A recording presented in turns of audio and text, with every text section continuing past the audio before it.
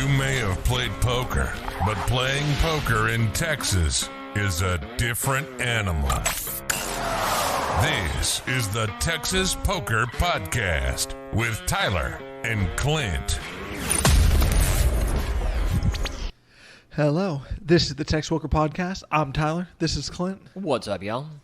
And we are back. We missed 1 week, but then came back with even bigger news this week. Yeah, so this podcast, hopefully it'll make up for the miss on last week. So, I've been wanting to do some tournaments for a while now, but I just haven't gotten the chance. My schedule doesn't work well with them. Ended up doing the $800 main event over at Texas Card House during their series. Well, basically, I mean, whenever you say your schedule doesn't work out, you basically just said, F it. I'm going to just, if I make day two, I'm going to just figure it out kind of thing. And I'm just going to roll the dice on this tournament. That's kind of it. I was like, well, the money's going to be big enough that if I make day two, because the day one is never the problem. Since they have so many flights, it's hard for day one to ever be a problem. It's always day two on a Sunday. But, you know, I work, but... Well, I mean, I don't know. For such big tournaments, I mean, you can work around it. That's kind of my thinking. I was like, I can find someone to cover for me or something like that. So I did the $800 main event over at Texas Card House. I have never done a tournament that big before. I think the biggest I've ever gotten was like $450, $500.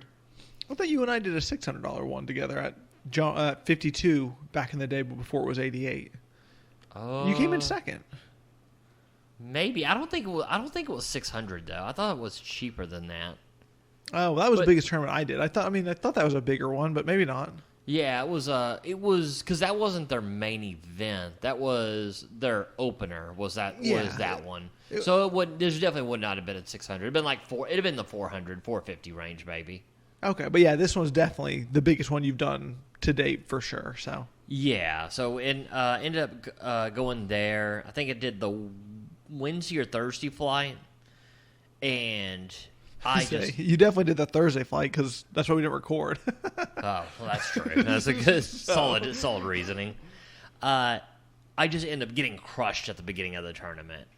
I get in a ton of weird spots. I flopped a set of fours very early on when we're still pretty deep. In a multi-way pot, and it was 4, 5, 7.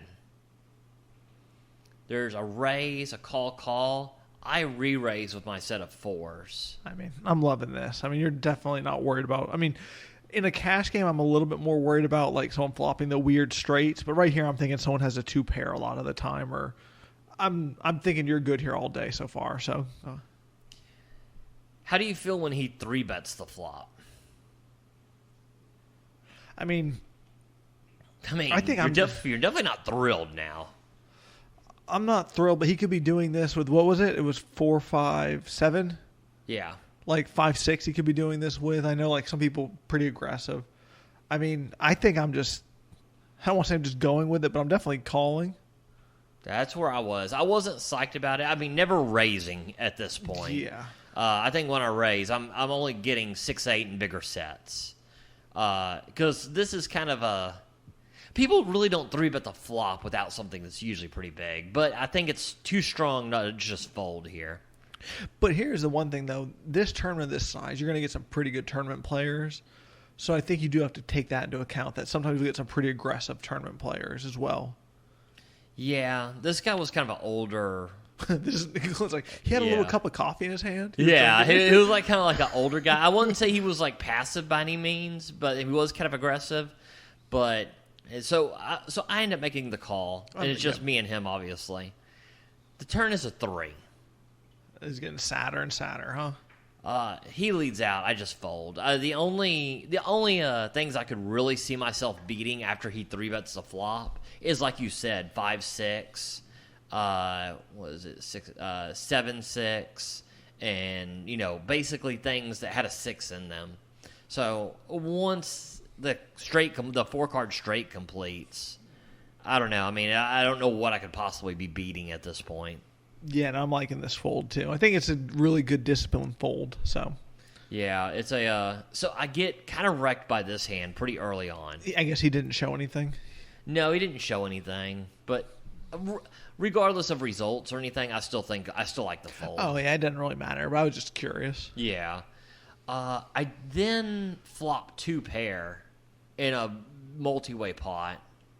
I had 4-6. Flopped 2 pair. It was like 4-6, like 7. Yeah, it sounds dicey. All right. Yeah, so it's a bet, a call. I think I just call here. The turn gets worse. It connects the board even more. Yeah, I mean, basically the same situation, just again and for more money. Yeah, a small bet, and then on the river, it's like even more connected, and it's like a big bet, and then a call, I'm like, well, I just fold my 2 pair now. I'm like, how's it even get more connected to the 5 cards straight out there? I mean, basically, it almost was, yeah. So I'm like, well, at the end, I was like, my flop 2 pair, there's a ton of other bigger 2 pairs. There's now just all the straights in the world. There's a bet and a call. I'm like, well, I think I just fold here. I fold, and someone shows, like, top pair, and the other person shows... I had the winning hand. I mean, yeah, but like we always say, ceases to matter if you actually had the winning hand in this situation. I still think it's a good fold. I mean, I don't think it's a good fold. I think it's a pretty easy standard fold, so... Yeah, agreed. I mean, you're calling this off. I mean, you're going to be recording this podcast Thursday night quickly. Yeah. So... It's so it was really weird. Like I haven't done a tournament of this size. I was expecting a little bit more kind of pro grinderish kind of yeah, players. pro grinderish would be a great way to put it. Isn't it kind of weird how like whenever these type of tournaments happen, I kind of expect to see new faces as well, but it seems like sometimes just the same normal dudes we play with all the time. Well, for me it's kind of weird because I was actually the opposite. Like when I'm doing these tournaments, it seems like everybody knows each other, and they're all tournament people. I guess you're probably right. I guess what I said is probably just not true. Because that's kind of like when we do those daily tournaments too. It's kind of like a whole different clique of people. Yeah, exactly. Like, don't get me wrong. Well, I see some of the people we play cash with, but for the most part, it's just everybody seems to know everybody, and I don't know anybody. And when it comes to cash game, I might not know everybody, but I usually recognize people. And it's just the whole tournament thing was weird. I remember feeling the same way at the Texas Card House one over in Westheimer when I did that one. And it just seems to be there's intermingling of the crowd, but it seems to be very different crowds. So I'm just getting wrecked. I get down to we start out with 40,000. I get down to 11,000. Yes, and let me tell you, the blind, they don't say the same. Yeah. If you didn't know this by now, yeah. But I do get to the point where I think I go all in and win the blinds once or twice. I then make some hands where it's just like top pair and stuff like that and get there. And I slowly start building a stack up. And I get it back to around starting stack again. And then just kind of keep on... nothing crazy, just a few light bluffs, missed hands where I would take something down, every now and then getting value from like a top pair or 2 pair hand. Nothing crazy, but just slowly building it back up. I think that's something that whenever we both talk about our different play styles, I think one of your strong suits is building a small stack into, an average stack, and how I'm not quite. Normally I'm rebuying a bigger stack, but and then mine would probably be like getting value on like playing gigantic bloated pots in situations where you probably shouldn't, like getting people to call giant bets kind of thing. Oh yeah, I definitely think that's one of your strengths, and I do agree. Like the smaller stack is, I guess, because I've done more tournaments than you. Like that'd be easy to do. Probably most of the listeners have done more tournaments than me. Yeah, I would say so. I bubbled one time in that $450 tournament. I was like, I don't like this. The smaller stacks I'm usually pretty decent with. I mean, I really don't play on much anymore in cash. But I've had enough experience in tournament that I'm usually pretty okay with it. But you end up kind of making like some ground, but not like a ton. I get into one hand where I think I was just right around probably like 80, 90,000. I mean, I'd probably double chip stack, but it's way later. It's a little bit later in the tournament. I have ace-9 off on the button, I believe. It's a there's a bet and a call. I make the call on the button. It's just fairly, like, a lot of the raises sizes were a little small, so I would continue a little bit wider. The flop is 9 queen 6. Pre-flop raiser bets small. Other guy folds. I make a call. I think this is kind of standard. Yep, I'm liking this. Because he's going to be, like we always say, c-betting small a ton of the time. So. Yeah, and he was c-betting very small, too. I think it was like 20% pot. So, with middle pair, top kicker, definitely. The turn is a queen. So this is actually a great card for you. I think it's a really good card for me. He bets again. Sizing up, I'm sure. Actually, it was still pretty small. I'm snap calling then. I call. The river's a 6. So it's now queen, queen, 6, 6, 9 with the ace kicker. He bets gigantic, probably almost double pot, covering me. This is my all-in. I had seen him do this a couple times where he had bet really big, and I hadn't seen him show down anything yet. He'd just kind of gotten away with it. So my thought process here is he could have a queen, but it's pretty hard to have a queen when there's 2 on the board.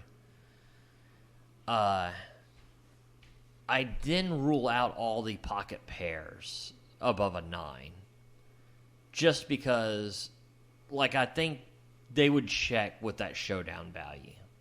I mean, once they bet really big, it seems like they're just trying to get called by a queen or the 6 here. So I kind of ruled that out. Once I ruled those out and I'm just going up against a queen, I'm like, I think there's enough bluffs here that I'm good. It probably wasn't like 2 times pot. It was probably more like pot and a half or so. But it was a really big bet. I end up making the call for my all-in. I'm like, well, if he's got a queen and he's got a queen, and he turns over like 7-8 of clubs. Man, what a call! Yeah, it was everybody thought it was a really great call at the table. I thought it was fairly standard. I thought, but shit. I mean, I tell you what, my tournament knowledge isn't to the point where some of the other people are. So, well, Well, I mean, this might not be to the highest knowledge, but this definitely plays a factor for me, though. I mean, it's your all-in. I mean, 100%. That is a good point. I mean, whenever you make that call, I mean, it'd be one thing if it was that call for half your stack, but whenever it's that call for your all-in, it feels more impressive. I mean, it might not be, but it seems like, I mean, if you're going to be thinking about, like, making a close spot and if you're wrong, you're on the rail recording this podcast, I mean, you're probably thinking twice. That's true. It's a good point. And here's the other thing is, I was only beating a bluff. Oh, no. Yeah, well, yeah, that's what makes it. Yeah. It's I mean, I definitely don't think he's going for value with King 9. So, so that was a pretty nice one. Another one is, what was it? I flopped. But that hand basically got you back on track to above, the average stack, or are you still struggling right now in this tournament? No, that got me well above average stack. Okay. Yeah, that's where things really started to take off. Because I was probably already at maybe average stack or maybe a slightly above, and then that all-in kind of propelled it. Get into another hand where I have King 5. I must have been the big blind, I assume. So you're under the gun razor, right? Yeah. Yeah, I think someone raised. I think it was big blind. I was like, well, King 5, I probably can defend because some of the raises were just so small. Right. I mean, you could hit a straight on either card, so sure. Yeah, it's exactly. And the flop is 4, 6, 7. bingo, bingo, bango. Yeah. So, The guy jams all in for like pot, maybe. I don't remember. It wasn't huge, but it was. Maybe it was like 2 times pot or something. A lot of over pot bets. I was about to say, at first I'm like, easy call. Now I'm like, well, it's a little bit more dicey than that. So I kind of hinder him and Hall, but I'm like, well, I've got the open-ended for certain.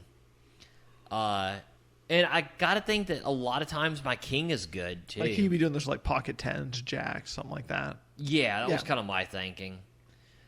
So I kind of him and Hall, and I'm like, well, okay, I think I got 50% equity against most hands, and I'm getting better than 50%. So I call. I mean, it's the best spot ever. He has Jack 5. Oh, that's nice. Yeah, so I mean, now it's like the straight. If we hit a straight, it's just a chop, and he's dead to a jack. So kind of a hand where I was like, I don't know. I mean, just ended up being a great spot for me. What ended up happening? Ended up winning, and he busted him. Oh, that's nice. So get to final table. I did one interesting hand where I limped kings under the gun. This is all still day one? This is all still day one. And just because I knew there would be a lot of short stacks that could be jamming, especially against like a weak limp. And one of the short stacks does jam. I make the call. He has pocket 8s. He's probably jamming anyway, so I can't really put on my tricky behavior. But end up taking him out. And just making a huge deal. That was final table. Ended up bagging in second in chips. I mean, isn't it crazy how? I mean, I guess you call it the variance, or just how in terms. I mean, you're just literally just. I mean, you can seem like you're up against it, but I mean, make that big comeback. Just on the flip of a card, basically.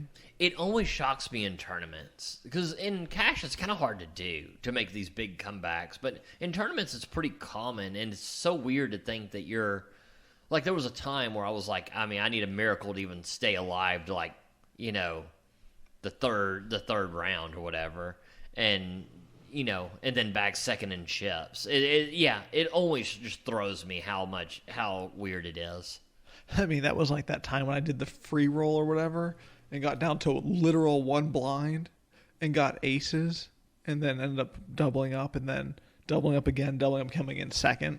Oh, I mean, yeah. It was the one where they're like, do you want to just chop the tournament? I said, no, I want to play it out, bust out the next hand. I was like, well, then. Oh, I remember that one. So I remember doing the podcast over that one. Yeah. It's so it was kind of a crazy ride to go from just getting killed in the beginning all the way to second and bagging in chips.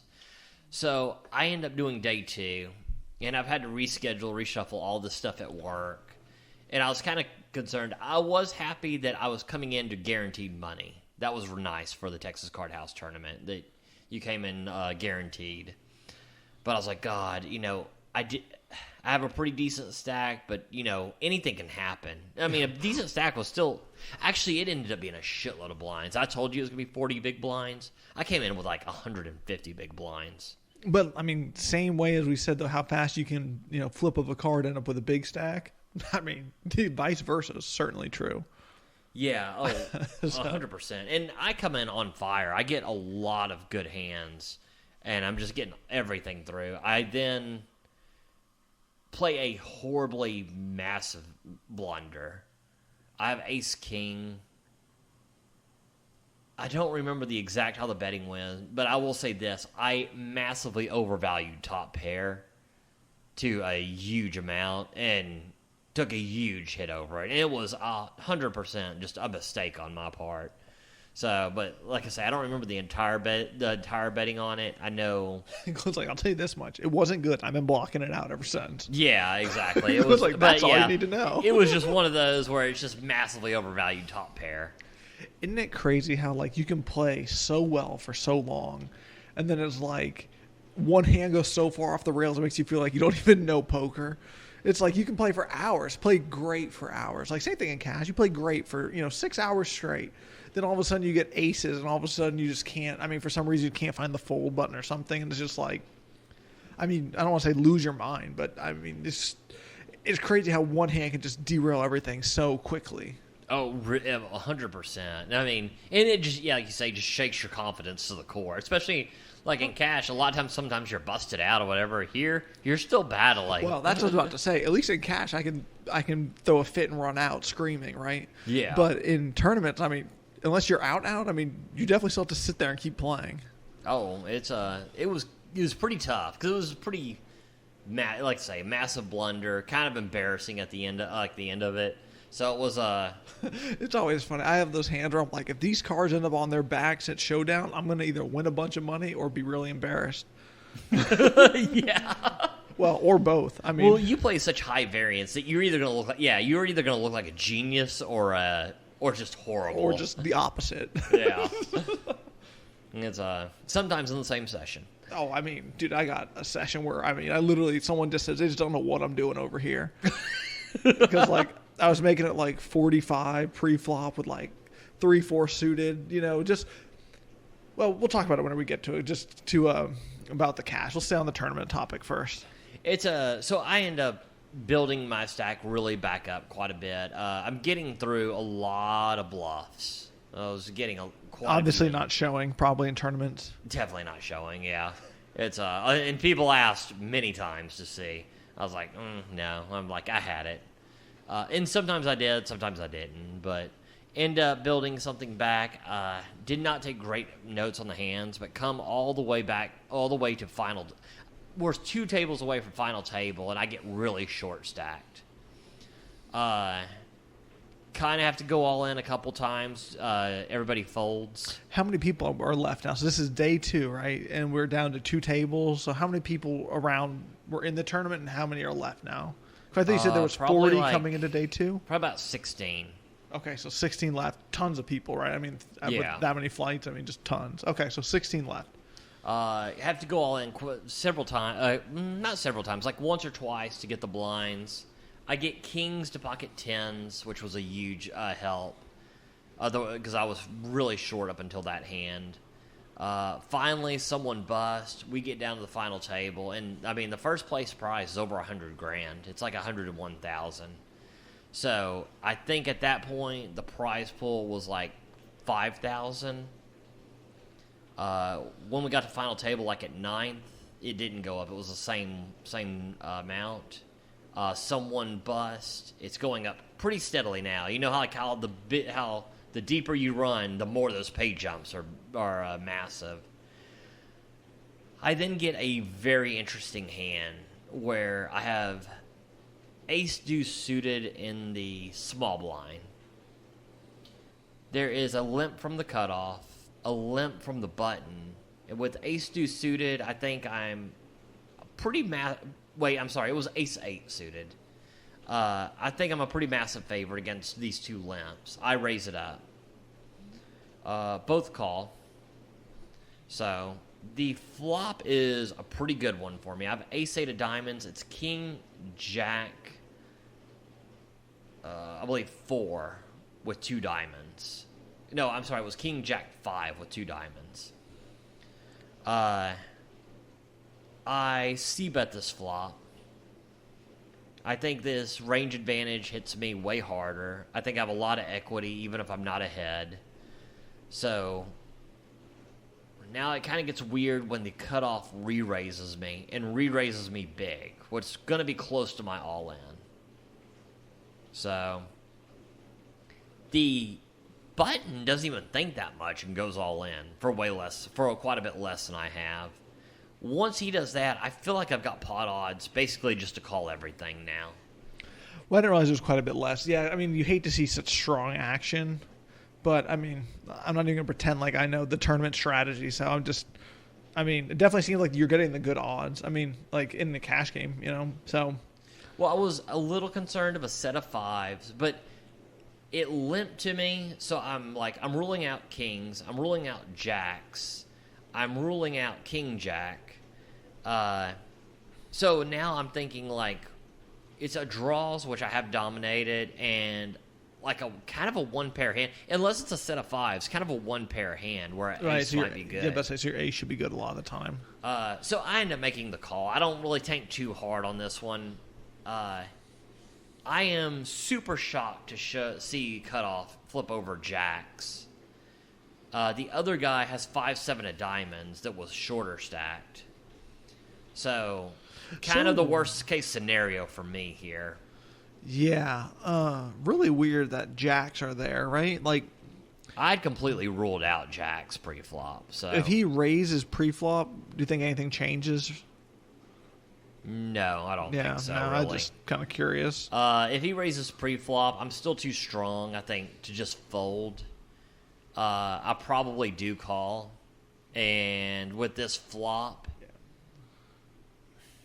well, with this flop, at least I can kind of think that he might have something like that, but it's a pretty strong flop for both of us. I don't know that I'm getting away from it. I think I started with like 25 blinds. That's what I say. And plus with these stack sizes, I mean, and then you're getting the bonus odds basically with that other guy. So yeah. So pretty. So it ends up missing completely. The guy, I guess I am in luck because the guy to my right on the button bust out, so he gets actually one place below me. So I move up to 7th place for a cash of 13,660. More than double your highest score. Oh yeah, absolutely. I think my highest score in a tournament was like just over like $5,000. So well over double. So really a great run. It's always, we always talk about how tournaments is always kind of a double-edged sword because you make such a good run.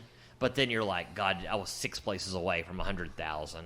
Right, but at the day one before the first card was dealt to you, I mean, if you're told that you're going to play this tournament and win $13,000, I mean, you're just so pumped. Oh, I'm such a wuss. If I'm told I'm going to make cash for 1,000 and make 400, I'm still pumped to do it. Yeah, no, but so yeah, no, 100%. It was a great run. Had to get lucky many times, as in tournaments you have to do. I was about to say and you can talk to anyone who's made a deep run. Yeah. Yeah, so it was a very good experience for my first really big multi-flight tournament. Absolutely. Let me see. I have some cash game hands for you. Did you play any cash this week? No, it was all this tournament, right? No, I didn't play cash. I got destroyed. Like, no one's gonna hear about that. Yeah, I played 4-handed 2-5 and just gotten bad spot after bad spot. Yeah, well, that's not great. But okay, let me start with these hands for you first. And all right. Well, these are the ones that I won. I won't talk about the ones I won. Let's talk about the ones I lost. So we're heads up. I have pocket queens, right?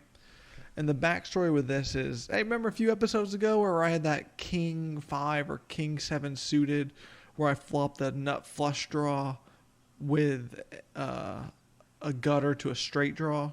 You remember that? And then the guy bet, and I re-raised him, and then showed the 7. Okay, yeah, I remember that. Maybe 2 episodes ago. Same opponent here. Let me see. You have pocket queens from what position? Well, here, one second. Let me give a little bit more backstory to this. Okay. So as that opponent, he's there, and we play one hand before this, and I have like ace 10, and like I flop an ace, but he was the pre-flop raiser, and he was just putting all the pressure on. I just fold, and he shows a stone cold air bluff, right? For like just blasting me out of my shoes, right? Okay. It's just fine. I don't really care. I'm just making a mental note of that, right? So now I'm in, let's see. Okay, I'm out of position here. So I think I was like under the gun +2 probably. Mm-hmm. I have pocket queens. Let's see. So there was. I was in one of the blinds. I must have been in the big blind because I 3-bet him to 65. Okay. That's what it was. I 3-bet him to 65. Everyone folds. He calls. Okay. He had made it 15. One caller behind. I make it 65. Seems all reasonable. The flop comes 5, 8, 9, all diamonds. I don't have a diamond in my hand. It's kind of dicey. Super dicey. I'm still betting here, though, right? Betting small. Like all my range, right? I mean, I basically am taking this right out of your playbook. I think I actually checked this out of position. Well, I'm not liking that because I thought I was just copying your playbook. This is one of those. If he checks, I would probably bet small in position, but I'll probably check it out of position. Okay, well, I bet 55, and he raises to 155, and we're very deep. And I'm sitting here thinking, and I'm like, well, I mean, I've bluffed this guy a few times. He bluffed me. He's definitely aggressive. Like, he's been 3-betting me with just random cards, been raising. I said, well, he could be doing this with just nothing, knowing that if I just... that's what I think in the moment, right? How big are the stack sizes? I think that comes into play pretty big here. Very big, like 800. I mean, super deep. I was winning a bunch before this. I think you probably have to call, but you probably need to tread lightly. Oh, I mean, I call, but I mean, the second another bet is made, I'd already determined I'm out. Yeah, that's probably how it should be. The turn is the 7 of diamonds. So was it 5, 7, 8, 9? 5, 7, 8, 9, all diamonds. Oh, and you have no. Oh God! So now it's really okay. So obviously, at this point, you check. I check, he checks. So I'm thinking, like, well, this is weird. Like, because I would think a lot of his bluffs got there with that, is what I was thinking.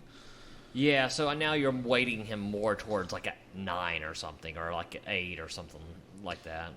Yes, and I'm just general confused. Okay. The river is the queen of clubs, giving me the most irrelevant set in the world. I mean, that's a great way to describe that. So, I check, and he says he should bet, but he's too worried he's going to get check raised, and he checks and shows king jack of diamonds for the flop king eye flush.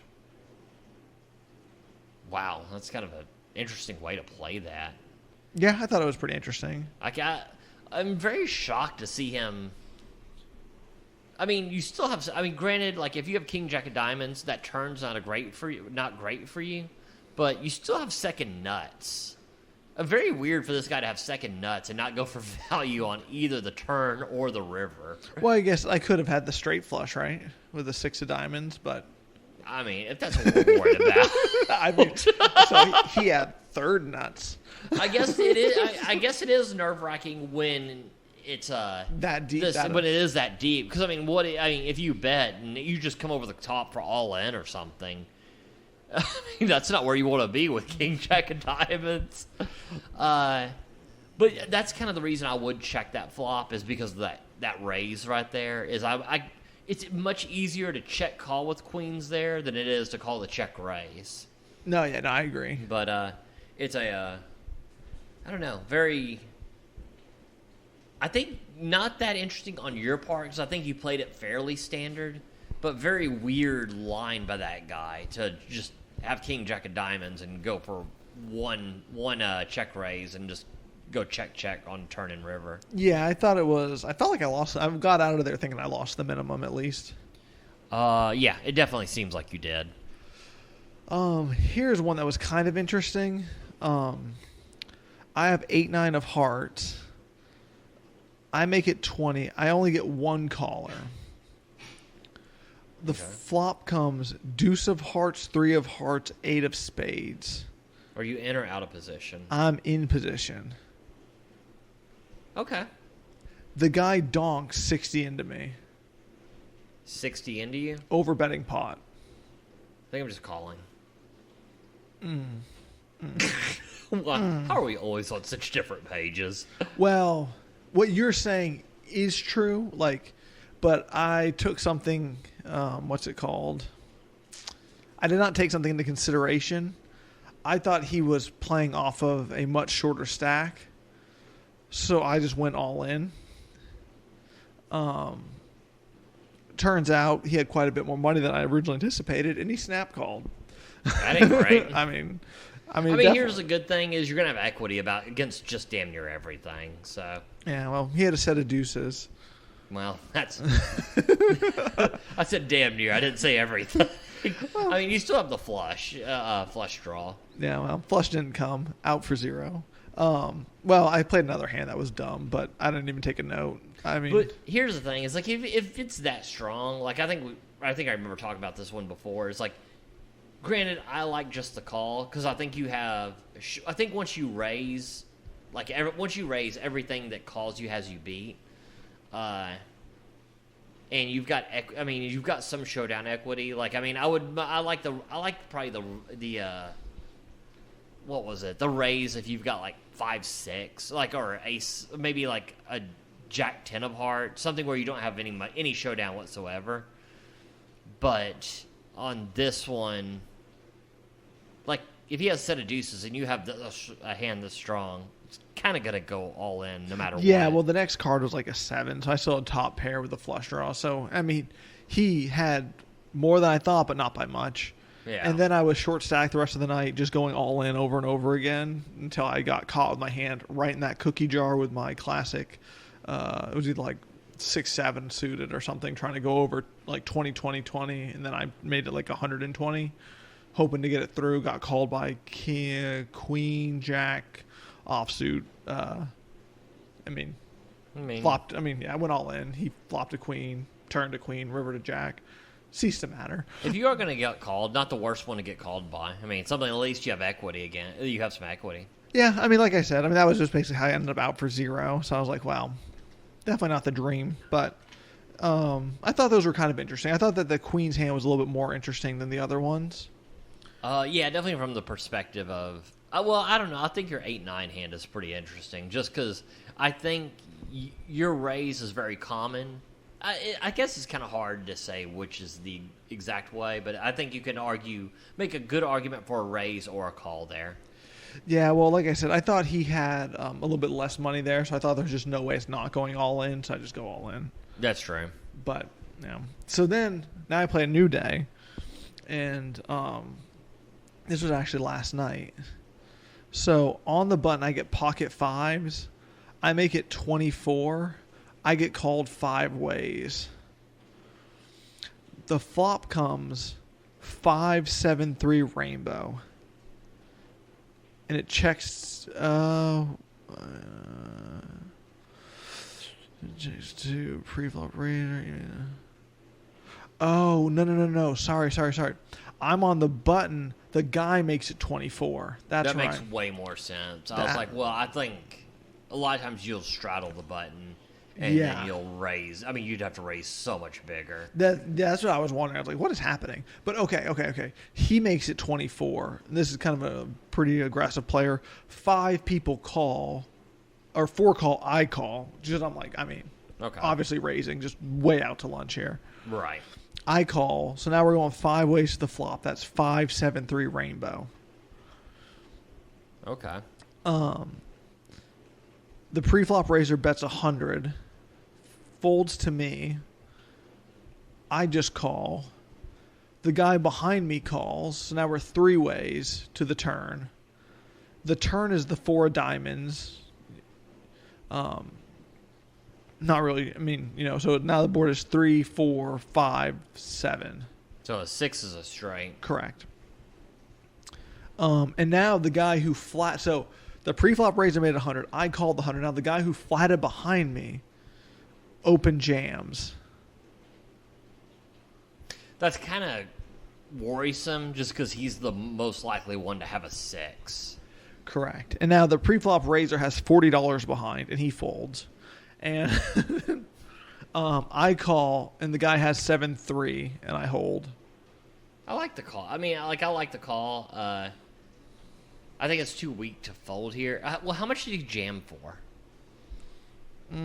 Like $200. So it was less than pot.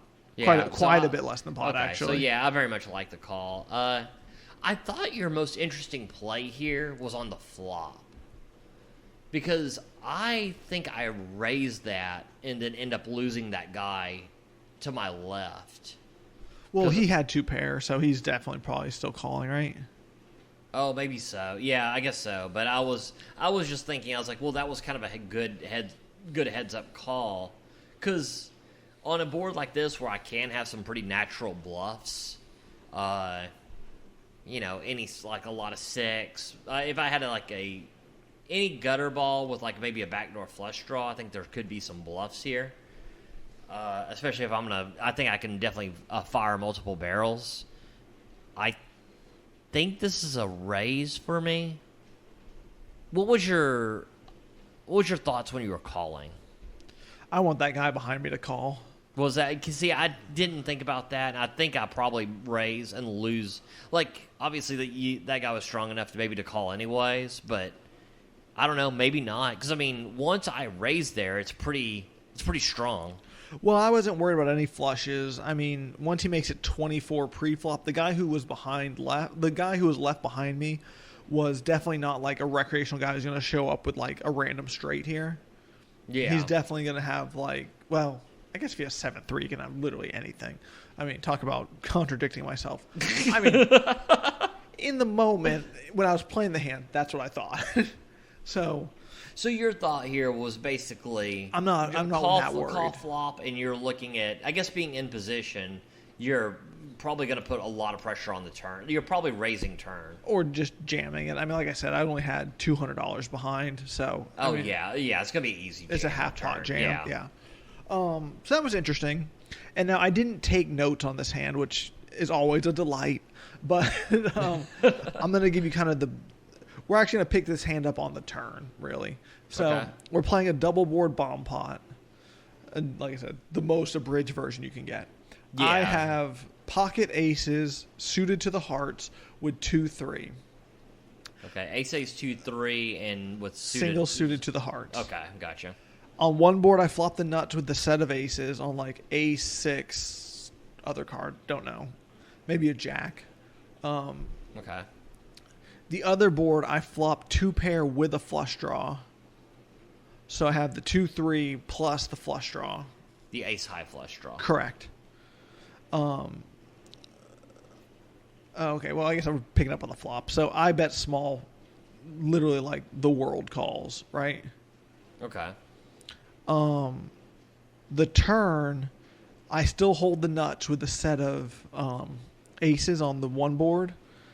I don't hit the flush on the turn, but I still have exactly what I flopped. So I bet 50, still holding the nuts on one board with a redraw to the nuts on the other board. Okay. I immediately get re-raised to 250. Do you remember the turn on the set of aces? Because I think that's going to be very relevant. It made no straights possible. Made no straights possible? For sure, for sure. But tons of draws. Yeah, that's what I was kind of thinking on there. Okay. Yeah, so that was one thing. So that was the one thing, because I actually tanked for a minute here. Well, you'll see why in a second. So I get re-raised to 250. Now, one player jams all in for less. One player jams all in again. Another player jams all in. And now back to me. And now we're deep here. We're very deep.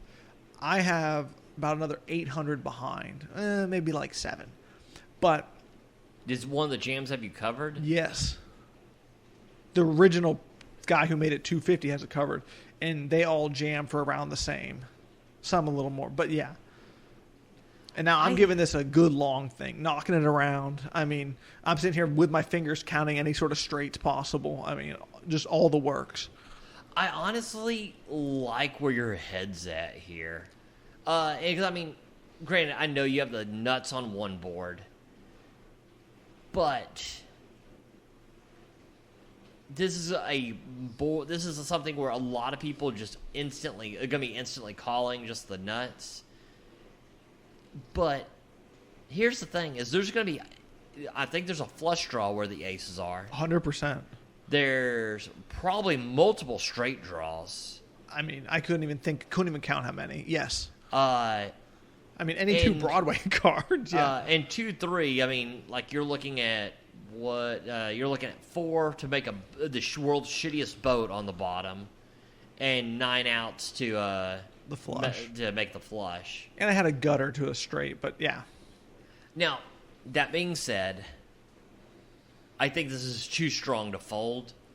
But I like that you are at least considering the possibility, because this is going to be where you get, a lot of times you're only going to get really one board, and half the time you're going to lose those aces board.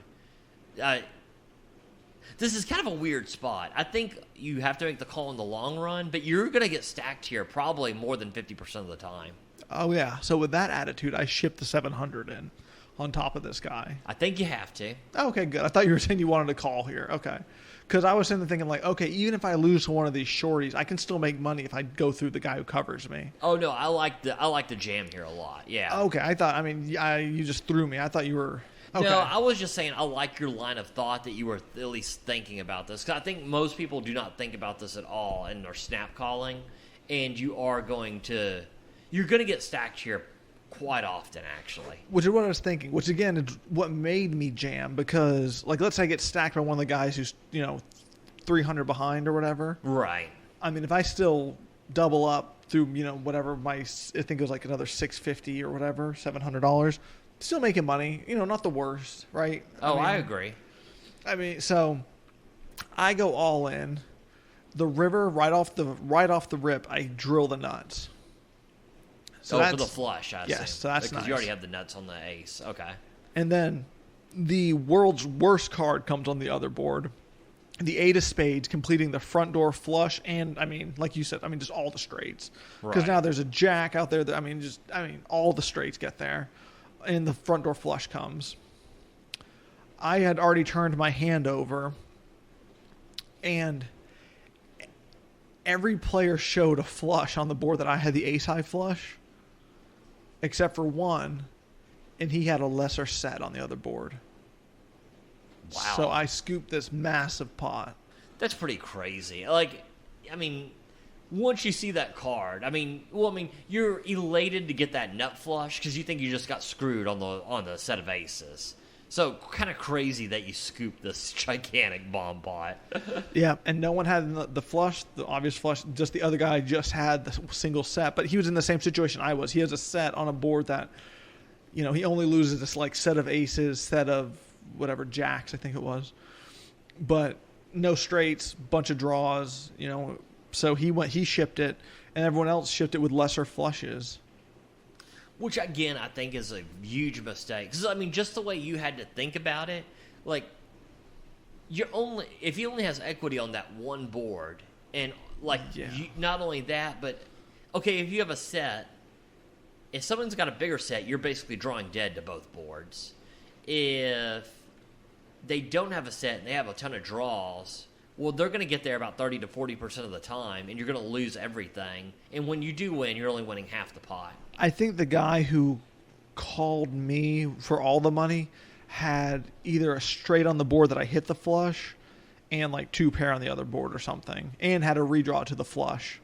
So basically blockers to the so that's what led to his call. Everyone else was kind of a little bit lesser hands, but that's what called such a massive bet there. Okay, which makes some sense there. So that was just an absolutely massive pot, right? Let's see. Oh, I accidentally clicked on my notes. It's 4 people. Okay. Here's a pretty interesting one. Well, this one's is interesting, but I'm very sure I misplayed this. Okay. So the night's now going on. I have a massive stack, and like I said before, I'm raising just all sorts of stuff. I'm straddling, making it $45 off the button straddle. We're very deep in this game. This game is playing very big. Okay. Raising just all sorts of stuff, really baffling a lot of people. Triple barrel bluffing them, just folding when they call. Just really mixing it up kind of thing. Which tends to be what you do. It's not out of your wheelhouse, so okay. Yeah, you give me a big stack. I'm definitely, putting my triple barreling shoes on when it makes no sense and, doing just the most random of things, it seems like. What it seems like. So, I played this hand where I have pocket fives again. This time, I'm in the cutoff, I believe. But I make it 30. I get 2 calls. The flop comes ace of spades, 7 of spades, 5 of clubs. It checks to me. I make it 100. Basically betting pot. A little bit over pot. I think this is I think a lot of times I'll kind of go into automatic mode and maybe bet like a third pot or like something like half pot here. I like your pot size bet way more here. I like this. I'm not sure I do that because I will go into automatic mode sometimes, but this is a really good bet. I do get one call. The turn is the king of clubs. He checks over to me. What are you doing here? So now there's 300 in the pot. The board is ace of spades, 7 of spades, 5 of clubs, king of clubs, double suited, and you're sitting here with bottom set, not blocking anything. What is it's the pot's about 300. What are your stack sizes? We're 350 effective here. Wait, you got 350. He has 350. Oh, he's got just 350 left? Yeah, I cover him, but it's 350 effective.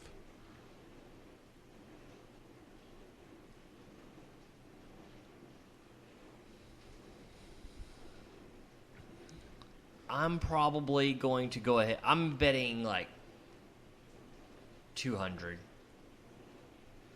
Why? So Well, just give me the reason for... So here's my theory on it.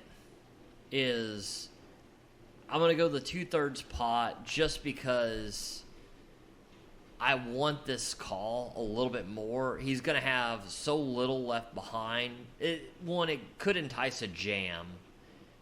And it makes it easy to play on the river because I'm never not going for value on almost anything here. So it's one of these that I think the jam might be tough. The jam might be tough for like the flush draw to call, but I still want that call. Well, see, so I did end up jamming for 350 just because I was thinking that. I mean, again, I'm turning over bluffs. I've been bluffing all night long, right? Right. I've had multiple people tell me that me bluffing them has got them very annoyed. And I'm thinking that, well, I mean, see, like at some point people really start gunning for the guy who keeps showing bluffs over and over again for tons of money. And this is one of the guys who I had played another big hand with. So I jam thinking that he's probably going to call with like a pair and flush draw, maybe is kind of what I'm hoping for. Right. He folds, and I don't know. I don't know if I mean, at first I didn't like it, but now going over it, I kind of like it. I think yours is a more standard play. I think given the stack sizes and everything, I think yours is way more standard than mine. I just kind of like enticing with the smaller call to try to get that call out of there, and like I say, it's creating a small enough stack that I don't have to really worry about rivers that much. Well, but here's my issue with yours is like, let's say deuce of hearts on the river here, right? He's never putting that other $100 and something in. If he just bricked out with king high or it'd be a pair of kings, but queen high, whatever. Okay. That's why I like the jam, just to possibly not leave money on the table to where if the draw is brick, because in my head, which obviously might not be true. I mean, definitely not true, but I just assume if he's calling 200, he's calling 350. But I definitely know if he bricks out on the river, he's never putting in 150 on the river with stone nothing. That was my thought process. I definitely agree on the fact, like, as far as, if the flush misses, you're never getting another dime. I think where we probably defer is I do think you would get a call for 200 that you wouldn't get for 350. No, I agree. That was just my thought process in it. Just, I mean, because if they're going to draw, they're going to have equity, and I'd rather them draw for 350 than 200. Oh, 100%. If you can get the call for 350, you 100% want to do the 350. I was just thinking I might get called more often for the 200. And like I say, yours is the more standard, I think, a play that almost everybody would do. I just, like I say, sometimes I'll do this to just try to get that added call. Because I'm not scared of the variance. If they hit a flush, they hit a flush, but I still want that call. Yeah, well, you're talking to someone who wants no variance. Just give me the money, please. And then I'll take the variance with the most amount of money in. That I'm fine with. But now I have basically kind of the hand of the night other than the PLO bomb pot hand. Okay. This is my last hand of the session that was of any sort of real relevant or interest. But you're going to love this. Well, actually... I'll end with this one. I'll tell you one funny one where I raised big with 5 deuce suited or 5-3 unsuited, something like that. Real junko hand. Okay. And just flop the nuts and just really just blasted somebody right out of that chair. I just hate you. So that was fun. Very profitable. I recommend it for everyone to flop the nuts. So now this is the interesting hand. Yeah, it was a giant bet pre-flop too, like $45, $50 pre-flop, heads up. Just flop the nuts and just, just make it rain. I tell them, don't worry, I'll give the money to the homeless. You're a horrible human being. Yeah. So, but okay. So now here's the interesting hand. So I'm on the button straddle, as I seem to be in every hand that's interesting, because it seems like I just get in the most mischief on this straddle.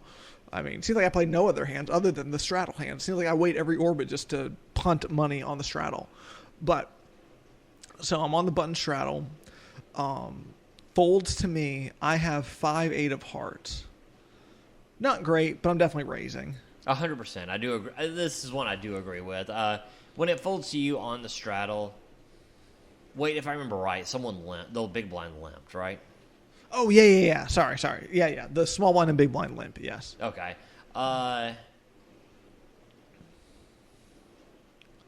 With the limp, I could go either way.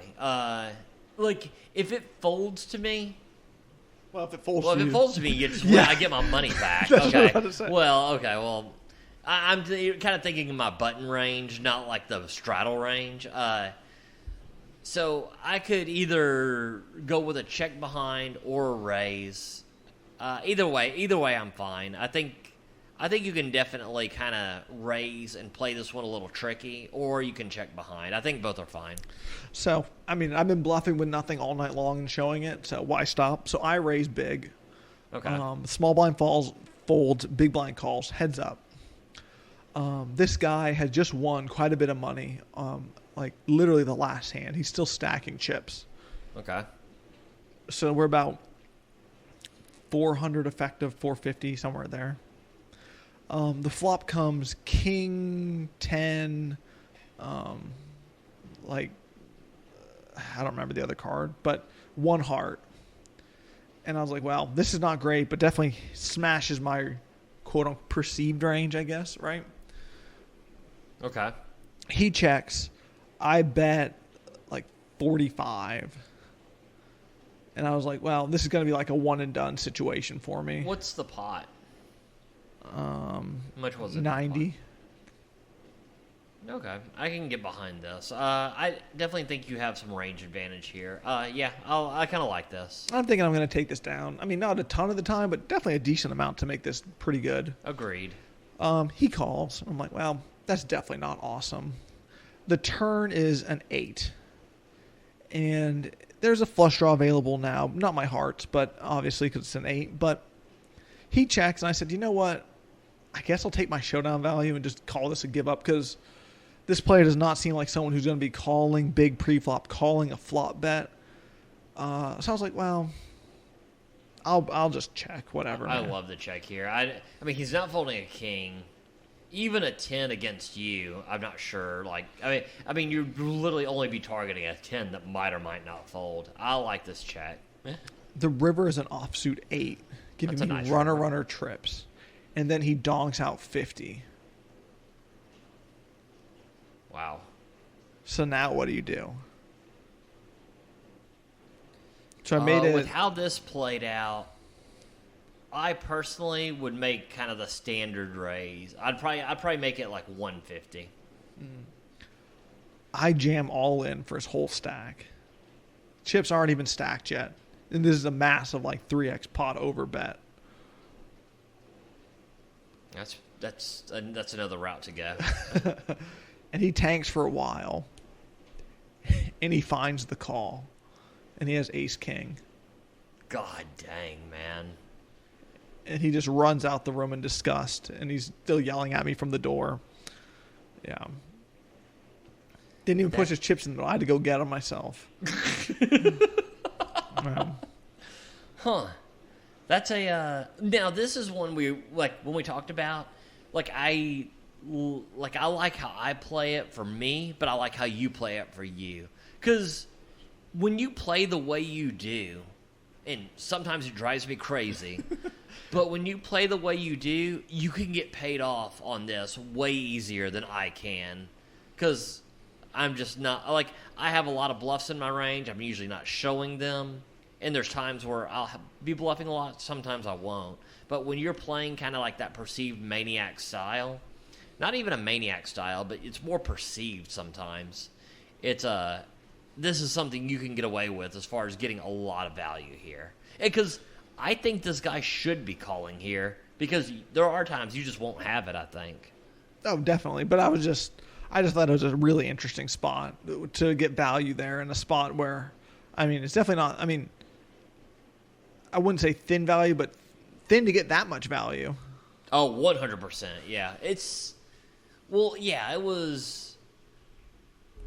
Yeah, I can see what you're saying. It's thin to get, like, that one pair, like that, basically the two pair, like, kings and eights to get to call. So, I mean, normally you're kind of you might be letting them off the hook with a fold there, but against you, that's a pretty difficult fold. Yeah, so that was interesting. Like I said, I couldn't quite make out what he was saying at the door, but it was not a positive themed statement. Oh. Yeah. Well, I mean, when you limp ace king under the gun, I mean, it seems like this should have either been a raise from him or a 3-bet if he is going to play it this way when you straddle. But, I don't know. To each their own. But I tell you what, when that happens, it's pretty nice for you to go runner 8 there. I mean, very hard to put you on runner 8 there. Absolutely. Actually, let me just hit you with one last hand. Let me hit you with one final hand before we go. And it's not going to be that interesting, so I'll make it fast. Okay. Which is just what you want to hear at the end of an hour-long episode. We're going to do something not interesting, but it'll be fast at least. I have ace king. I'm about 2,500. The other guy has about 18 to 2,000, right? Okay. I 3-bet my ace king hand to 75. Sorry. I open to 25. I get 3-bet to 80. You know me. Normally this is a 4-bet for me. Right. I was like, well, this guy's, again, reference the podcast a few weeks ago. It seems weird to when someone plays no hands playing super tight all night, and then the first 3-bet of the table that's basically not from me is from the tightest player that, I mean, again, even forget that he's at the table sometimes. I said, you know what? Against everything I stand for, I'm just going to call. Not going to put the 4-bet in. Just going to call. Okay. Because I don't even know why. Because I got super sad that I got stacked last time. So I call. The flop comes like 9 high. So like 3, 5, 9 with 2 diamonds. I have the king of diamonds. He bet 75. Well, what was the flop again? 5, like 3, 5, 9. 2 diamonds. I have the king of diamonds. Which, I mean, very minute detail, but, Like I say, I think against a player like this, I might just fold given this line. Well, I mean, like I say, this is very player dependent. I think if it's someone who's capable of 3-betting light, I think this should be a call. Definitely not that. I think against someone who's only 3-betting, kind of like the ace king to like aces, kings, queens, jacks. Not even sure if jacks and queens are getting 3-bet, but No, this is definitely a fold. all right. Well, I call and then completely brick the turn. No diamond. He bet 75 again. I'm just like disgusted with myself and fold. Did you ever find out what he had? No, he literally racked up before the chips got pushed to him after that. I will say this. I like either the call of the 3-bet pre-flop against a player like this, or if you're going to 4-bet, I think it needs to be a 4-bet and you fold to any jam. Fold, not any jam. That jam would be you. But obviously a fold to any 5-bet. Yeah, I agree with everything you're saying. So, but yeah, I just thought that was kind of an interesting spot. Just one I didn't want to leave out just because we're definitely not going to cover it next week. It wasn't that interesting. But yeah, that's true. But yeah, you're more like the highlight is you just playing ace king in a different way when you're so used to playing it just balls to the wall. I'd already shipped it 2 hands earlier, but it was against other people. Well, and I will say this. I mean, I don't mind getting ace-king all in, but when you're playing this deep, I mean, if you get ace-king all in pre-flop this deep, it is a disaster. Especially against someone who's played like 2 hands and shit against anybody. Yeah, no. Yeah, but I'm just saying. If you're playing 1-3 and you got 1,800 in your stack and you get it all in, guess what? You better hope that guy has ace-king, because that is the only thing you might be okay with. Yeah, well, ended up having a massive session, profiting over 2K. That's super nice. I mean, definitely coming in a spot whenever we needed it, so. Well, I guess on that note, with your tournament score, my giant cash game score, pretty good week for the Texas Poker Podcast. We'll talk to you next week. That was the Texas Poker Podcast.